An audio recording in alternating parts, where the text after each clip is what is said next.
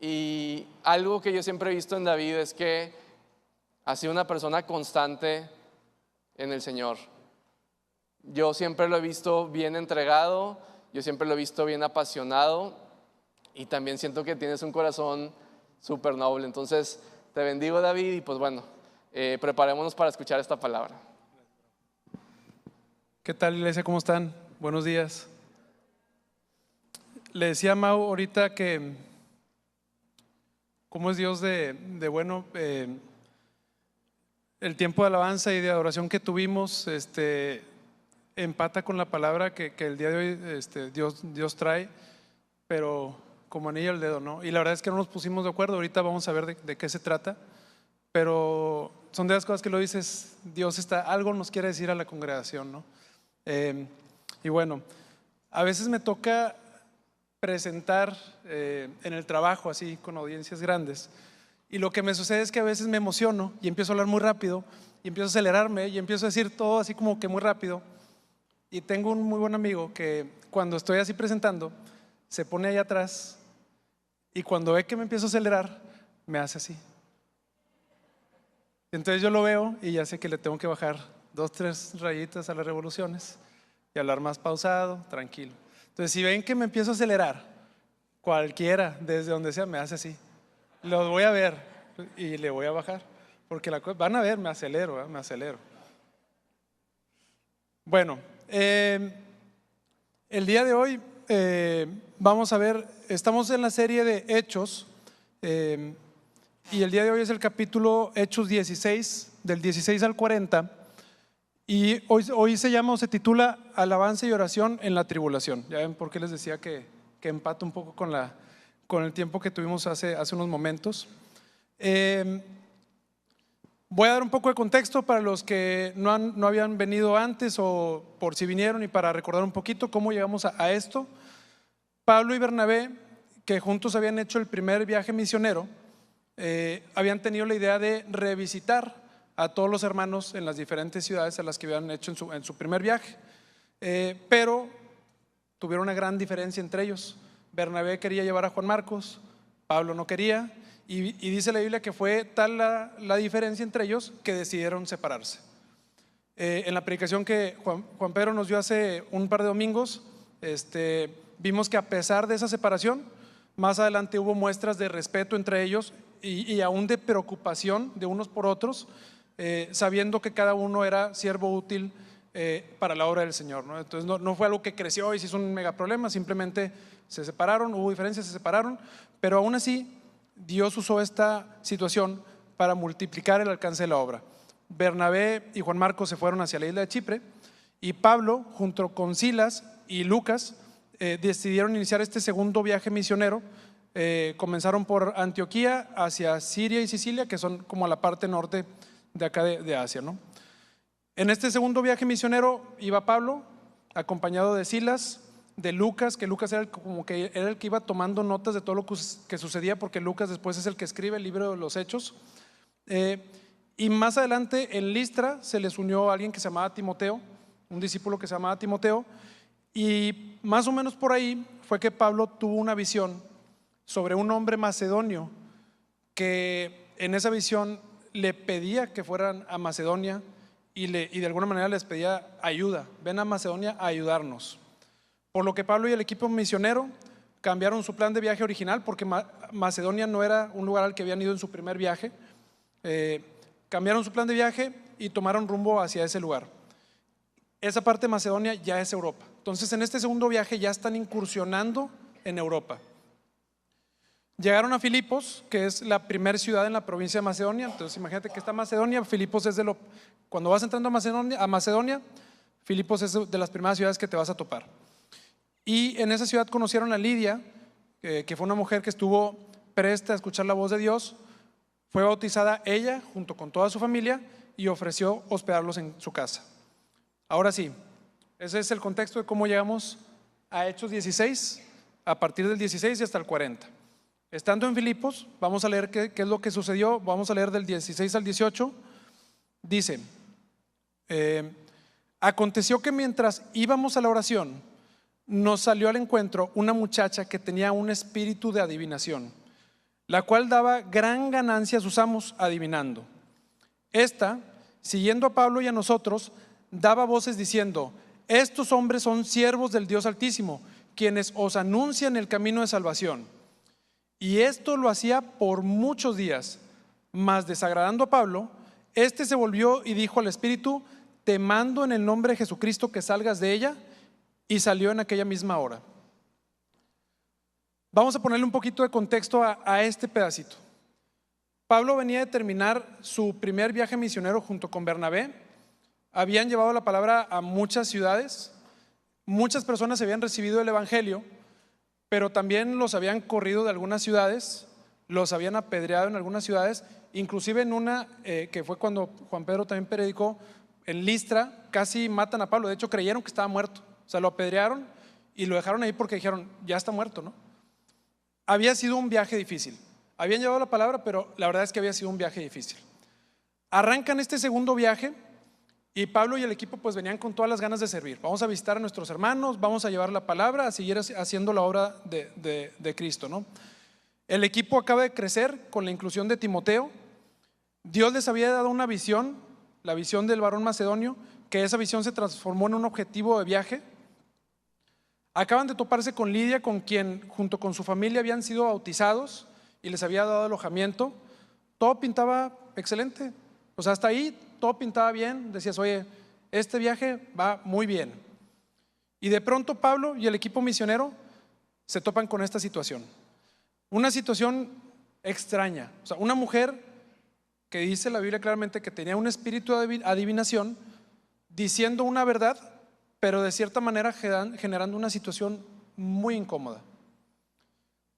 Aquí me voy a detener un poco para tratar dos puntos. Primero, y la primera pregunta que yo me hice también cuando leí este pasaje: esta mujer decía la verdad, ¿por qué incomodó a Pablo? Aunque su declaración era cierta, ella decía: estos hombres son siervos del Dios Altísimo, quienes os anuncian el camino de salvación. La reputación que precedía a esta mujer no era para nada buena. Esta es una de las situaciones donde el mensajero importa tanto como el mensaje. Pablo y el equipo definitivamente querían atraer multitudes a escuchar el evangelio, pero el hecho de que quien estuviera anunciándolos o promocionándolos fuera una mujer adivina, que tenía una reputación muy bien conocida en el pueblo, porque dice que generaba gran ganancia a sus amos, o sea, quiere decir que iban mucho con ella, pues esto iba totalmente en contra del evangelio. Inclusive yo creo que Pablo detectó, dijo: esto puede generar confusión entre la gente. La gente la va a escuchar y va a decir: a ver, espérame, ¿la adivina y Pablo son de los mismos? ¿Lo que hace la adivina tiene alguna relación con el evangelio que nos presenta Pablo? Además, la Biblia dice que lo hizo por muchos días, no una vez, no dos, por muchos días. Definitivamente Pablo en algún punto se cansó y decidió tomar acción liberando a la mujer de ese espíritu. En el viaje anterior Pablo ya había lidiado con un mago. Él ya sabía cómo estas personas se movían, ya sabía qué esperar de ellos, pero aún así esta situación incomodó a Pablo a tal grado que decidió tomar acción y sacar al espíritu. Y es probable que el resto del equipo misionero, Silas, Lucas y Timoteo, pues los haya agarrado por sorpresa, ¿no? Y se hayan sentido tal vez confundidos, sacados de onda, venían de como que ya 2, 3 pasos buenos y de repente se topan con esto. Apenas iban empezando el viaje y como que ya había problemas. Y este es el primer punto importante que quisiera yo tocar. Cuando servimos y hacemos la obra de Dios, el enemigo busca detenernos, busca ahuyentarnos, busca incomodarnos, desanimarnos, desmotivarnos, a tal grado que lo que él quiere es que desistamos de hacer la obra de Dios. Lo hemos visto aquí mismo en la iglesia, aquí en Alfarero. ¿Cuántas veces no nos hemos dispuesto como iglesia a hacer la obra de Dios y se empiezan a presentar situaciones, problemas justo en el momento bueno? Justo en los campos de verano es uno donde casi siempre lo vemos, ¿verdad? Ya viene el campo de verano, falta una semana, falta unos días y de repente hay accidentes, de repente hay noticias, de repente hay situaciones complejas que buscan mermarnos a todos o a algunos de nosotros. Esto es algo que realmente pasa. O sea, esto es el mundo real. Y hermano, hermana, es natural que cuando eso suceda, nuestra naturaleza de carne nos lleve por un momento al desánimo, a la desmotivación, inclusive al miedo, y a veces te paraliza. Pero es en esos momentos que tenemos que buscar fortaleza en el Señor, en Cristo, porque en Él y solo en Él la vamos a encontrar. Uno solo no va a poder con sus propias fuerzas, porque a veces hay situaciones que te rebasan, que te agobian, que te llenan de temor, te paralizan. Pero Pablo mismo lo decía en la carta después que le escribe a los filipenses más adelante: todo lo puedo en Cristo que me fortalece. Todo lo puedo en Cristo que me fortalece. Así que nosotros, cuando nos topemos con una situación incómoda, con una situación que nos desanima, que nos provoca miedo, que trata de ahuyentarnos de hacer la obra de Dios, debemos de saber que todo lo podemos en Cristo que nos fortalece. No desistamos, no dejemos que el enemigo nos paralice, no nos detengamos. ¿Va a costar? Sí. ¿Va a ser difícil? Sí. Pero en Cristo podemos encontrar las fuerzas necesarias para hacerlo. Ahora, ¿qué sucedió después de que Pablo saca el espíritu de adivinación de esta mujer que le generaba gran ganancia a sus amos? Vamos a Hechos 16, 19 y dice: pero viendo sus amos que había salido la esperanza de su ganancia, prendieron a Pablo y a Silas y los trajeron al foro ante las autoridades. A ver, este tal Pablo acaba de echarnos a perder el negocio. Esto no se puede quedar así. Ese Pablo nos la va a pagar ahorita. Porque aparte dice que era gran ganancia, no eran centavos, era gran ganancia. Muchas veces al hacer la obra de Dios vamos a pisar callos, vamos a incomodar a otros, vamos a causar un impacto y no a todos les va a gustar. Es más, a muchos les va a disgustar. Pero eso no nos debe detener. Pablo seguramente sabía lo que venía después de tomar esta acción. Pablo seguramente sabía que al liberar a esa mujer de ese espíritu, algo iba a pasar. Él ya sabía cómo se movía en ese tema de las adivinaciones, cómo sabía que había amos que tenían hombres o mujeres haciendo X cosa. Entonces él ya sabía, ¿no? Pero él no se detuvo y se mantuvo firme.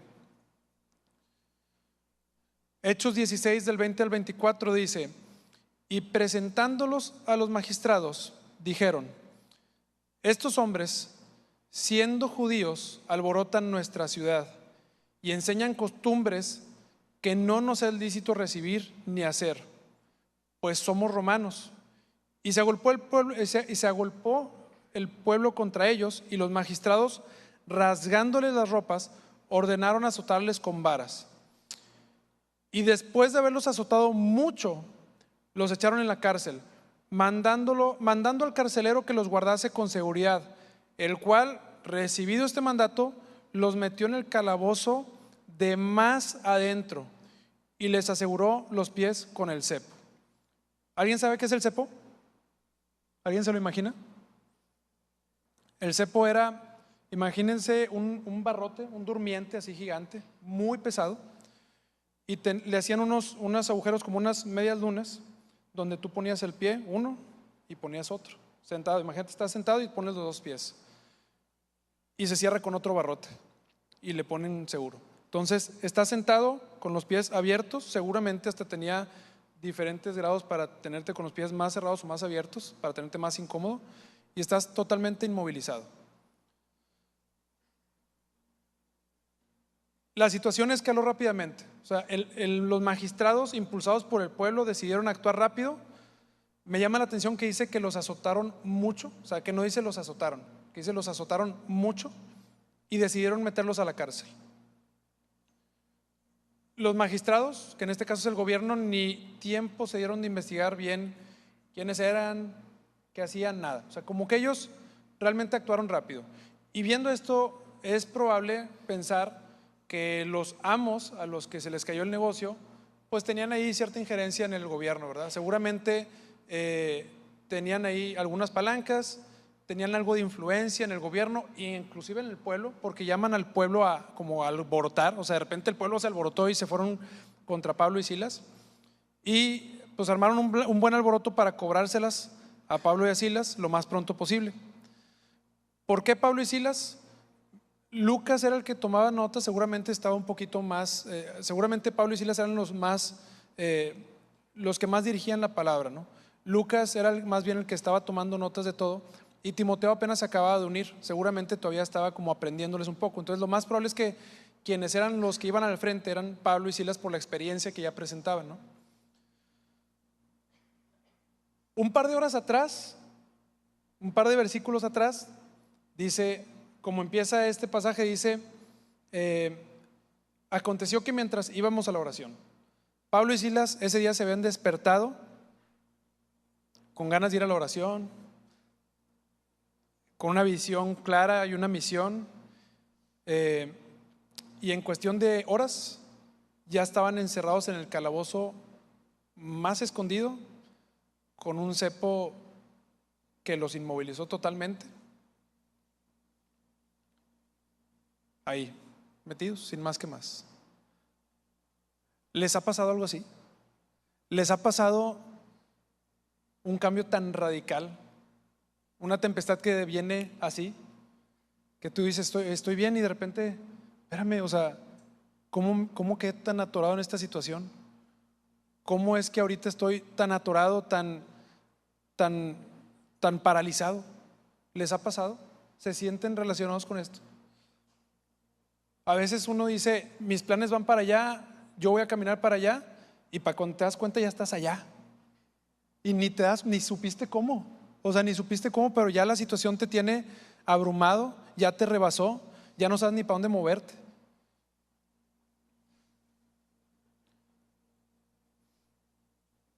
Hermano, todos tenemos tribulaciones.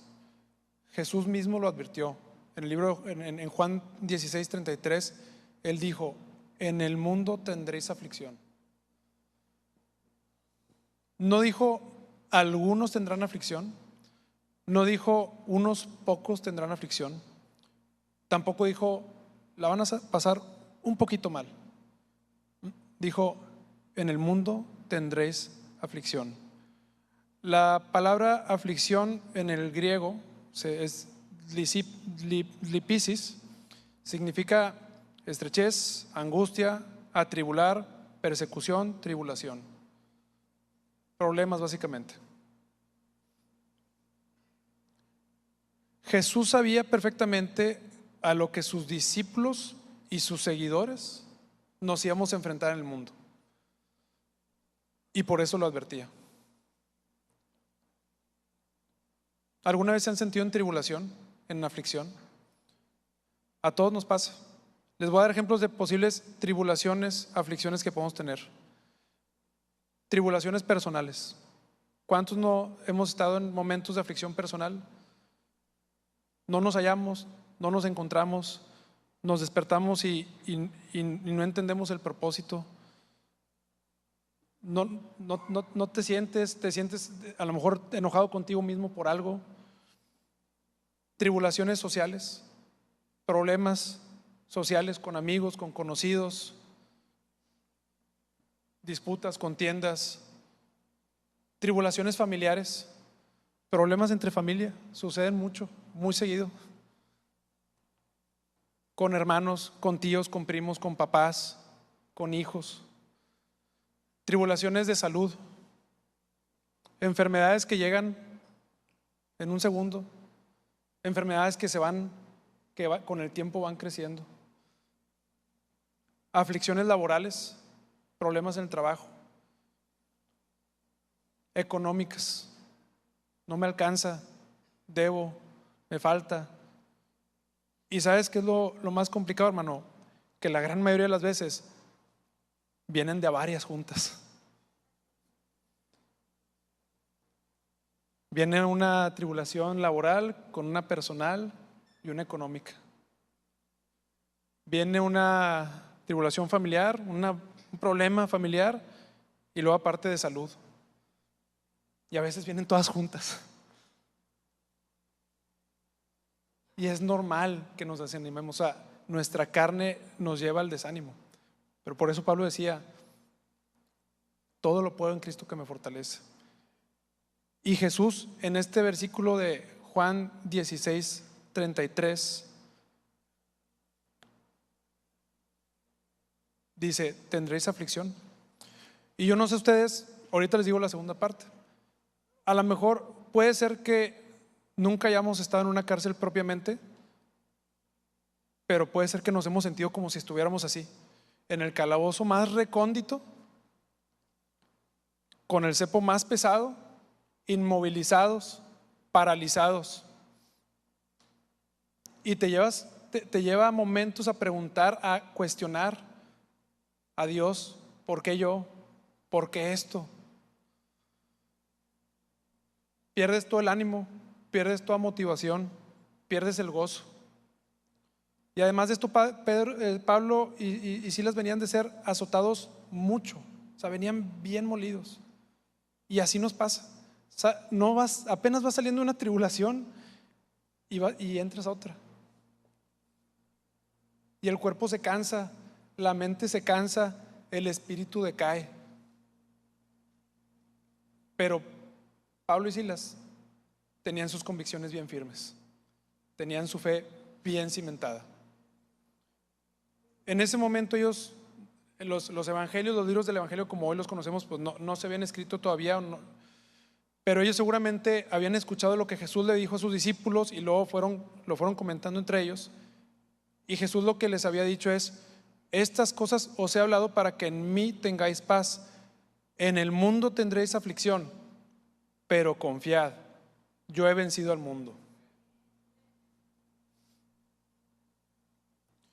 Y es con esa convicción y esa fe que los caracterizaba que Pablo y Silas en la cárcel, en el calabozo más recóndito, seguramente el más sucio, el más olvidado, con el cepo más pesado seguramente, pudieron hacer lo siguiente. Hechos 16:25 dice, pero a medianoche, orando Pablo y Silas, estaban inmovilizados, seguramente hasta con las manos atadas o encadenadas. Y aún así, Pablo y Silas orando, cantaban himnos a Dios y los presos los oían. No los cantaban bajito en su mente, los cantaban, los presos los oían. Seguramente los presos jamás habían escuchado un himno en medio de la cárcel.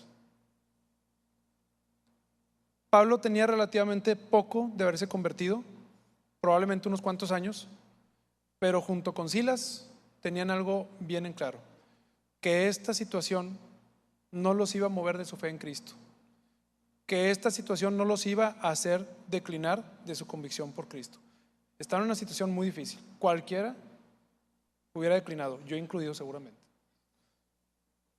Y decidieron en medio de todo y después de haber sido azotado muchos, orar y alabar a Dios. Les voy a contar un pequeño relato personal. La mayor herencia que me dieron mis padres fue llevarme a los pies de Cristo, del Señor.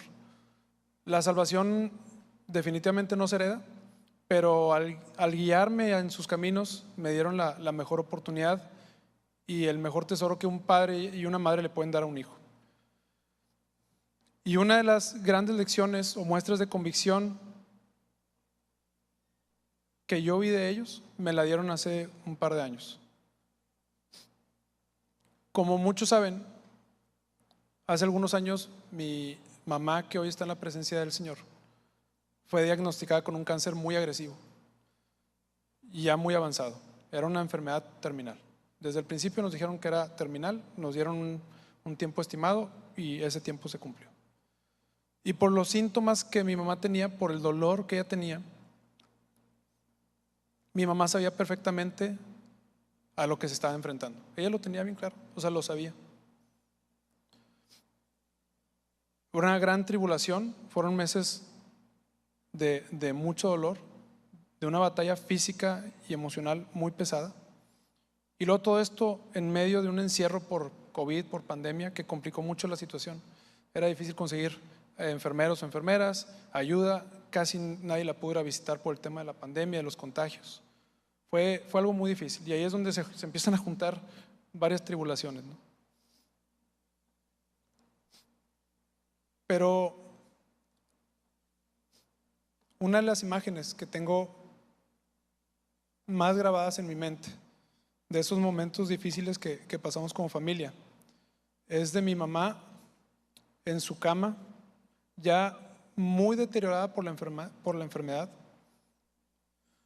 y tengo una foto de eso, pero con una enorme sonrisa, orando y alabando al Señor.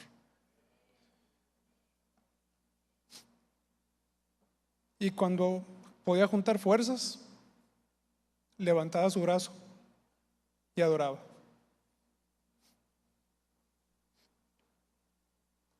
En medio de ese dolor, en medio de la desmotivación, mi mamá me enseñó, y sin saberlo, me enseñó con su ejemplo, que en medio de la tribulación, con mayor razón, alabamos a nuestro Dios.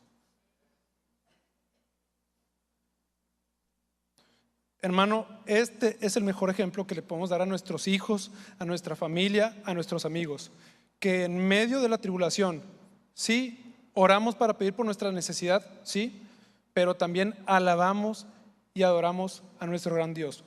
No porque esperemos algo a cambio, sino porque Él lo merece, porque es nuestro Dios. Pablo y Silas lo hicieron, estaban en una situación bien complicada. Y en medio de esa situación, después de haber sido azotados muchos, estaban molidos. Decidieron orar y alabar. Alabar a Dios cuando todo está bien es relativamente sencillo y es bueno. Pero alabar a Dios en medio de una tribulación es una prueba de nuestra fe, de nuestra convicción, de nuestra fidelidad, de nuestro amor por Él. El Salmo 59, que lo escribió el rey David, es una oración pidiendo ser liberados de los enemigos en medio de una tribulación fuertísima. Y vean cómo cierra este salmo. A ver si lo pueden poner en la pantalla, estaría bien. Dice: pero yo cantaré de tu poder y alabaré de mañana tu misericordia, porque has sido mi amparo y refugio en el día de mi angustia. Fortaleza mía, a ti cantaré, porque eres, oh Dios, mi refugio, el Dios de mi misericordia. ¿Pueden darle un aplauso al Señor?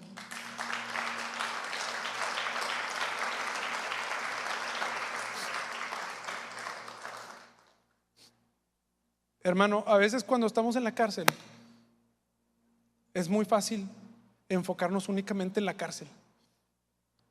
Es todo lo que vemos, la cárcel. Los barrotes, el cepo, la celda, los demás reos, y nos enfocamos en la cárcel.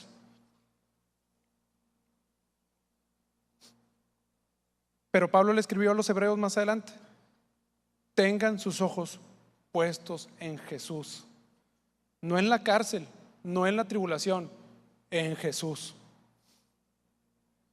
Pablo y Silas tenían los ojos bien puestos en la visión que el Señor les había dado, y sabían, como me gustó ahorita la última canción que se tocó en la alabanza, que decía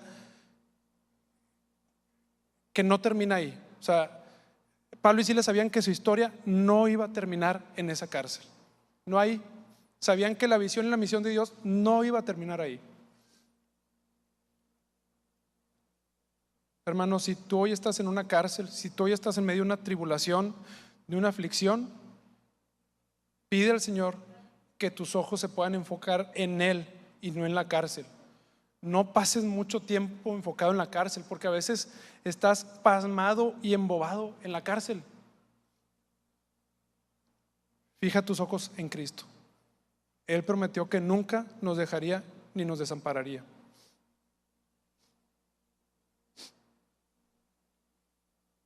Ahora, vamos a ver qué sucedió. Pablo y Silas estaban en esta cárcel, en medio de esta tribulación, orando y alabando, y lo que sucedió a continuación fue algo totalmente inesperado. Hechos 16:26 dice: entonces sobrevino de repente un gran terremoto, de tal manera que los cimientos de la cárcel se sacudían. Gracias. Y al instante se abrieron todas las puertas y las cadenas de todos se soltaron. Quédense esto tantitito aquí y vamos a leer, les voy a leer Salmo 18, 6 y 7. Dice: en mi angustia invoqué a Jehová y clamé a Dios. Él oyó mi voz desde su templo y mi clamor llegó delante de él a sus oídos. ¿Y qué dice? La tierra fue conmovida y tembló. Se conmovieron los cimientos de los montes, se estremecieron porque se indignó él. Yo no sé si ellos sabían entre ellos lo que la relación de estos pasajes es una de esas diosidencias de la vida, pero qué increíble leerlo en un salmo y luego en el relato de Pablo leer que cuando ellos oraron y alabaron hubo un gran terremoto.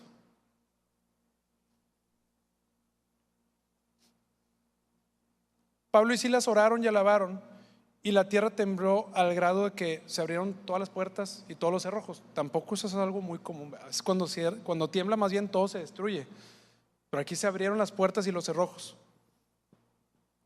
Y lo que viene a continuación yo creo que es uno de los puntos más importantes de este pasaje.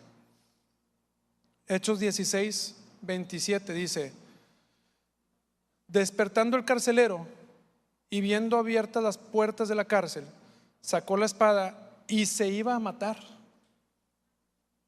pensando que los presos habían huido. Mas Pablo clamó a gran voz diciendo: no te hagas ningún mal, todos estamos aquí. Él entonces, pidiendo luz, se precipitó adentro y temblando se postró a los pies de Pablo y Silas y sacándolos les dijo, pongan atención en esto: señores, ¿qué debo hacer para ser salvo? Para empezar, el carcelero, así como cualquiera de nosotros, seguramente en medio de ese gran terremoto estaba muerto de miedo. O sea, ya de por sí estar en un terremoto ha de ser, digo, no sé si alguien ha estado aquí en algún terremoto de los que hubo recientes, no ha de ser sencillo. Y luego darse cuenta de que con el terremoto se abren todas las puertas y los cerrojos. El carcelero rápidamente identificó lo que estaba sucediendo y dijo: esto es una tragedia para mí. Él sabía que acorde a las leyes en ese tiempo, en la pena a pagar en caso de que un reo se te escapara bajo tu supervisión era pagarla con la propia vida. Entonces, si el reo tenía 30 años en prisión y se le escapaba, el carcelero era el que tenía que cumplir esa pena. Entonces él dijo: ¿ya se fueron todos? Pues ahora me va a tocar a mí cumplirlas. Y él tomó la decisión y dijo: no me voy a esperar. Agarró la espada y él mismo se iba a quitar la vida. Pablo y Silas pudieron haber salido corriendo después del terremoto. Ese terremoto era un milagro de Dios. Eso, o sea, de eso no había duda. Y los cerrojos estaban abiertos, las puertas estaban abiertas y ellos estaban encarcelados injustamente. Ellos fácilmente, y probablemente nadie los hubiera juzgado, pudieron haberse escapado de la cárcel. Pero ellos tenían los ojos en algo más que su necesidad, tenían sus ojos en una visión. Y la reacción de ellos fue otra. Pablo, en lugar de huir, se preocupó por el carcelero. Se dio cuenta que se iba a matar. Y a Pablo le interesó y le importó más la vida del carcelero que su propia vida en ese momento. El terremoto era una respuesta a su necesidad, pero él vio que la necesidad del carcelero era mayor. Y te digo algo, hermano, es muy probable que ese carcelero también lo había azotado antes Y es muy probable que ese carcelero, cuando llegó Pablo a la cárcel, también le metió sus buenos trancazos, y él fue el que eligió la celda más recóndita, y él fue el que le puso el cepo, su verdugo, era su verdugo. Y Pablo se preocupó más por él. Ahora, este momento, el preciso momento en el que Pablo le grita que se detenga y le dice: no te hagas ningún mal, pues todos estamos aquí, no lo pasemos por desapercibido. Este momento fue un parteaguas en la vida de ese carcelero. A ver, esto no tiene lógica. Yo participé en el castigo que le dieron a estos hombres. Probablemente yo también los azoté, les di sus buenos trancazos antes de meterlos a la cárcel. Elegí el calabozo o la celda más recóndita, seguramente la más fea, la más sucia, la más inhumana. Yo les puse el cepo. Y ahora que las puertas y los cerrojos están abiertos, no aprovechan para escaparse. Y encima de eso, me detienen para no suicidarme, para no causarme daño. Me piden que no me haga daño. Eso no tiene lógica, no tiene sentido humano eso.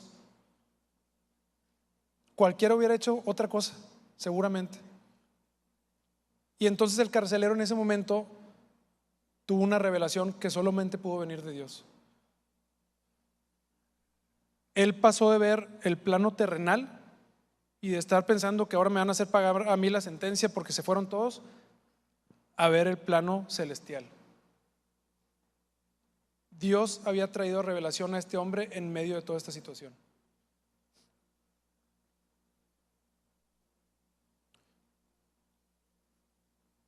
En Hechos 16:31 viene la respuesta de Pablo y Silas a él. Dice: ellos dijeron, a la pregunta de él, la pregunta de él había sido: ¿qué debo hacer para ser salvo? Yo no sé si a este hombre le habían explicado antes qué era ser salvo o no. Probablemente tuvo la revelación en ese momento, los había escuchado seguramente adorar, alabar, orar. Ellos le dicen: cree en el Señor Jesucristo y serás salvo tú y tu casa. Y le hablaron la palabra del Señor a él y a todos los que estaban en su casa. Y él, tomándolos en aquella misma hora de la noche, les lavó las heridas, y enseguida se bautizó él con todos los suyos. Y llevándolos a su casa, les puso la mesa, y se regocijó con todos, con toda su casa, de haber creído a Dios. De esta parte de la historia, de estos últimos versículos que leímos desde el terremoto hasta esta parte en la que el carcelero pregunta cómo es que puede ser salvo, y Pablo y Silas le comparten, y el carcelero termina bautizándose, él y su familia. Yo quiero resaltar 3 puntos. El primero, hermano, es que aún en medio de nuestra aflicción, aún en medio de la tribulación, podemos ser de bendición para otros. Podemos llevar la palabra de Dios a otros. Dios quiere que hagamos lo correcto, y aun cuando a veces se nos presentan las oportunidades para cortar camino, en este caso Pablo y Silas decidieron no escapar. Ellos estaban atentos y expectantes a cumplir la voluntad de Dios, más que saciar su necesidad, que en ese momento era escapar, era salir de esa prisión. Ellos estaban expectantes a la voluntad de Dios y fueron sensibles a entender la necesidad de ese hombre.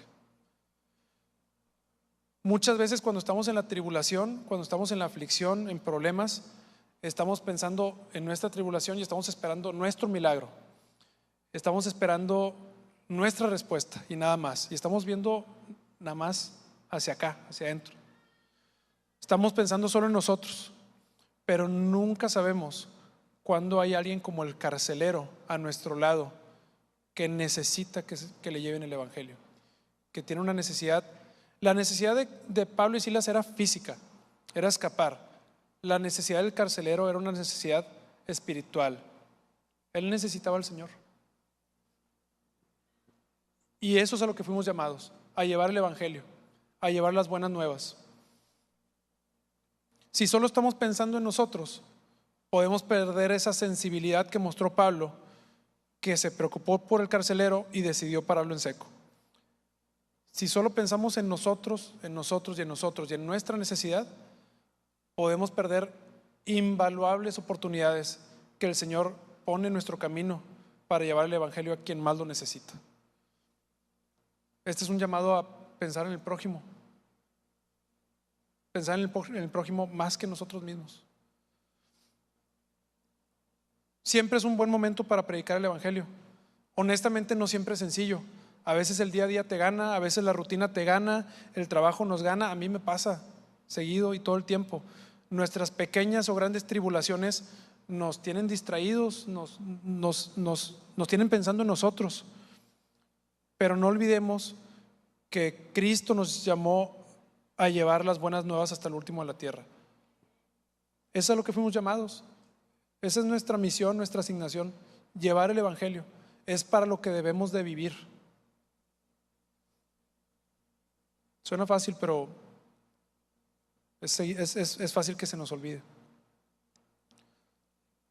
Por motivos de la pandemia, en el tiempo que mi mamá estuvo enferma y en casa, tuvimos alrededor de 8 o 10 diferentes enfermeras en un lapso de 8 meses. Entraban unas, salían otras. Pero a mi mamá no se le escapó una sola enfermera sin haberle predicado de Cristo.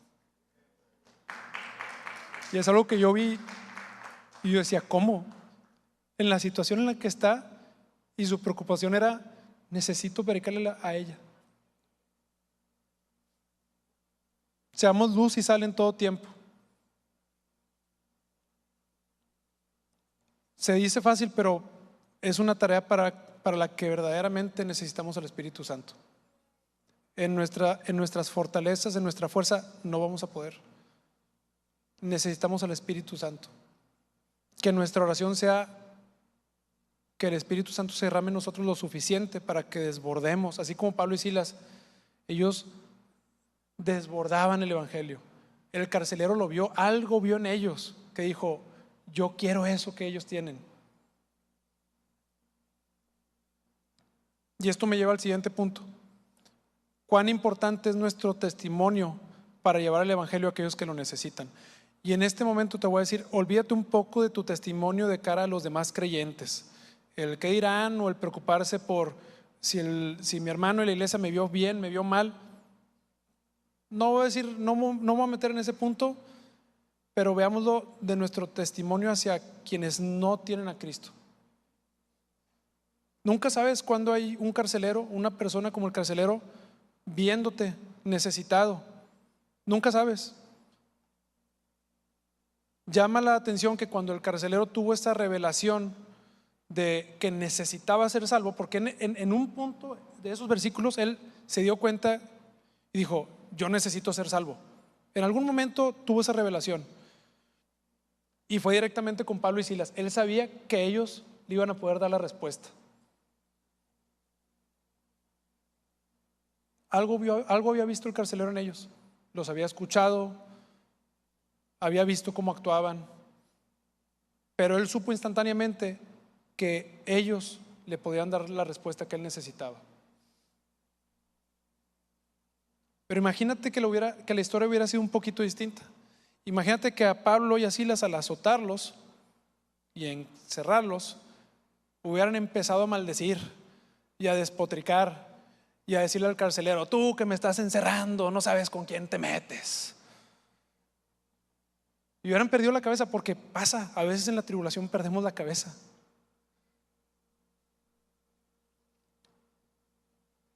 Perdón que regrese al punto, pero ahora sí que de esa vivencia que tuve, Dios me enseñó muchas cosas. Cuando le dan el diagnóstico a mi mamá, me habla una tía, hermana de mi mamá, no es creyente. Y ella sabe perfectamente que nosotros pues somos una familia creyentes, seguidores de Cristo. Y me dice, David, ahora que te dieron ese diagnóstico, en este momento hay que hacer todo lo que se necesita. Todo. Hay que buscarle por todos lados. Lo que eso signifique. Me estaba dando a entender es que si necesito ir con un chamán, que vaya con un chamán. Que si necesito buscar en algo fuera de Cristo, porque ella no cree en eso. Hay que hacer todo, mijo. No se detengan por nada. Y yo le dije, sí, tía, vamos a orar porque nuestra fe está en Cristo. Nada más. Nuestra fe está en Cristo.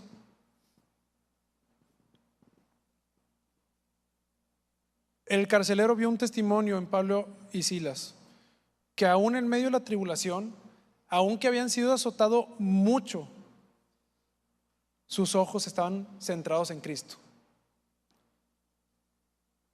Y él los escuchó orar y alabar en medio de la oscuridad que estaban pasando.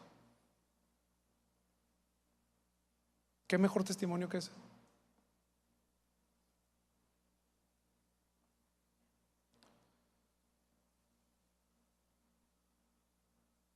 Y el tercer punto de este pedazo de la escritura dice: Dios quiere que tengamos ese cambio de perspectiva que tuvo el carcelero, de pasar de ver lo terrenal a ver lo celestial, de pasar de ver nuestra necesidad solo física a ver la necesidad espiritual. Por algo Jesús, cuando sanaba a los enfermos, primero oraba por ellos para el perdón de pecados. Primero se preocupaba por su perdón de pecados que por la sanidad física, porque lo más importante a sanar está acá. Es lo primero. Si tú, hermano, hoy sientes que no has podido dejar de ver lo terrenal para enfocarte en lo celestial, hoy es un buen día para pedirle al Señor ayuda y revelación. Y luego el carcelero hace algo muy interesante. Se preocupó por su familia, que es nuestro primer campo misionero. Y él los lleva, a Pablo y a Silas los lleva a su casa para que le compartan a toda su familia, y se bautiza no solo él, sino toda su familia. Como cabezas de familia estamos llamados a ser sacerdotes de nuestra casa, a guiar a nuestra familia a los caminos de Cristo, a Dios. Esa debe ser nuestra prioridad. Y hermano, cuando nos proponemos hacer la obra de Dios, hay fruto. Y a veces no nos damos cuenta, hay familias completas impactadas, hay generaciones completas impactadas. Voy a terminar leyendo lo que resta de este pasaje, y si el equipo de alabanza puede pasar, por favor. Hechos 16:35 dice: cuando fue de día, los magistrados enviaron alguaciles a decir: suelta a aquellos hombres. Y el carcelero hizo saber estas palabras a Pablo: los magistrados han mandado decir que os suelte, así que ahora salid y marchaos en paz. Pero Pablo les dijo: después de azotarnos públicamente y sin sentencia judicial, siendo ciudadanos romanos, nos echaron en la cárcel y ahora nos echan encubiertamente. No, por cierto, sino vengan ellos mismos a sacarnos. Y los alguaciles hicieron saber estas palabras a los magistrados, los cuales tuvieron miedo al oír que eran romanos. El juicio que se habían aventado y el castigo estaba completamente fuera de ley. No me metí mucho en esa parte, en ese detalle, pero estaba totalmente mal. Y el gobierno, los magistrados en este caso, al saber que Pablo era romano, porque Pablo nació en Tarso, y Tarso, cuando tú naces ahí, en automático te dan tu ciudadanía romana, pues eso que le hicieron de azotarlo y meterlo en la cárcel sin un juicio como tal, estaba totalmente mal, y los mismos magistrados podían ser castigados por eso. Y dice: los alguaciles hicieron saber estas palabras a los magistrados, los cuales tuvieron miedo al oír que eran romanos, y viniendo les rogaron, y sacándolos les pidieron que salieran de la ciudad. Entonces, saliendo de la cárcel, entraron en casa de Lidia, y habiendo visto a los hermanos, los consolaron y se fueron. Pablo buscando justicia. Él sabía que los magistrados pues habían hecho mal, no se habían dado cuenta que él era romano ni le habían preguntado. Y Pablo quería hacer como un statement, mandar un mensaje. Él y su equipo misionero no tenían miedo de enfrentarse al gobierno ni a ningún amo con dinero que estuviera haciendo negocios. No tenían miedo de pasar un tiempo en la cárcel inmovilizados con el cepo. Pablo y su equipo tenían la certeza que Dios los acompañaba en este viaje misionero. De aquel varón macedonio que aparece en la visión pidiéndole a Pablo que fueran a Macedonia a ayudarlos, realmente ya nunca se vuelve a especificar nada, no hay nada específico. Y puede haber muchas especulaciones sobre quién era el varón. Pudo ser una persona en específico, pudo ser el carcelero, pudo ser Lidia o alguien más, o pudo ser simplemente una representación de un grupo de personas en esa región que necesitaban que el equipo misionero estuviera ahí. Pero lo que sí hay una certeza, de lo que sí tenemos certeza, es que este equipo misionero, al obedecer esta visión y convertirlo en una misión, fue entonces que incursionaron por primera vez en Europa, lo cual no era parte del plan, y el evangelio comenzó a expandirse aún más. Ahí dejaron una iglesia en Filipos. Y les voy a pedir, hermanos, si podemos terminar de pie ahorita en lo que Mau y el equipo dirigen aquí la alabanza. Y hermano, hay 3 puntos muy importantes de esta historia que yo considero que debemos llevarnos. Tal vez tú te sientas relacionado con uno, con dos, o tal vez con los 3. Yo siempre he pensado que hoy es el mejor día para acercarte a Dios. No mañana, porque no sabemos dónde vamos a estar. No ayer, porque tampoco vale la pena desgastarte en lo que fue o lo que no fue. Hoy es el momento. Hoy es el mejor momento. Hermano, si tú sientes que al intentar avanzar en la obra de Dios, la adversidad y el enemigo han intentado desmotivarte, causarte miedo, ahuyentarte, desanimarte, hoy es un buen día para pedirle al Señor fortaleza, que quite en medio ese estorbo y podemos seguir adelante. Hermano, si tú hoy, así como Pablo y Silas, te encuentras en medio de la adversidad, en medio de la tribulación, en una gran cárcel, con un gran cepo, hoy es un buen día para orar, para alabar y para adorar. Hoy es un buen día para declarar que nuestro Dios es nuestra fortaleza, nuestro refugio, nuestro ayudador. Y hermano, si tú hoy, como ese carcelero, sabes y reconoces que necesitas ser salvo, hoy es el mejor día para venir a los pies de Cristo. Hoy es el mejor día. Y a mí algo que me gusta mucho de Alfarero es que el altar siempre está abierto y que quienes tengamos necesidades podemos venir.